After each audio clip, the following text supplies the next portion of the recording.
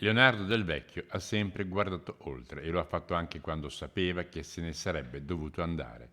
L'impero è stato diviso in 8 parti uguali tra moglie e figli.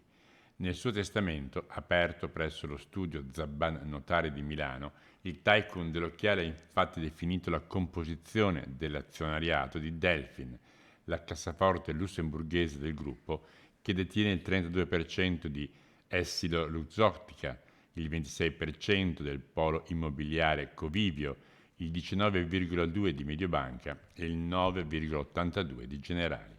Alla moglie Nicoletta Zampillo non ha lasciato però tutta la sua quota, pari al 25%, ma ha ripartito la stessa a metà, lasciando nell'altra parte a Rocco Basilico, 33 anni, il figlio da lei avuto con il primo marito. Gli altri 12,5 sono andati a Claudio Del Vecchio, Marisa Del Vecchio, Paola Del Vecchio, Leonardo Maria Del Vecchio, Luca Del Vecchio e Clemente Del Vecchio. Era già noto invece quale sarebbe stato l'assetto della governance di Delfin, già previsto dal fondatore di Luxottica nelle norme statutarie della holding. È infatti tracciato un percorso in cui entrerà in CDA il primo del gruppo degli osservatori, ossia i manager di fiducia a disposizione per incarichi al vertice, già designati dall'imprenditore scomparso che di Delfin era presidente.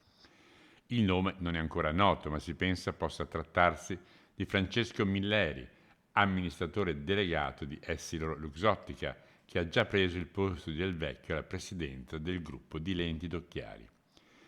Il board di Delfin poi potrà eleggere un presidente tra i propri membri. Attualmente nel consiglio di holding siedono l'amministratore delegato Romolo Bardin, il notaio Mario Notari, Aloise May e Giovanni Giallombardo.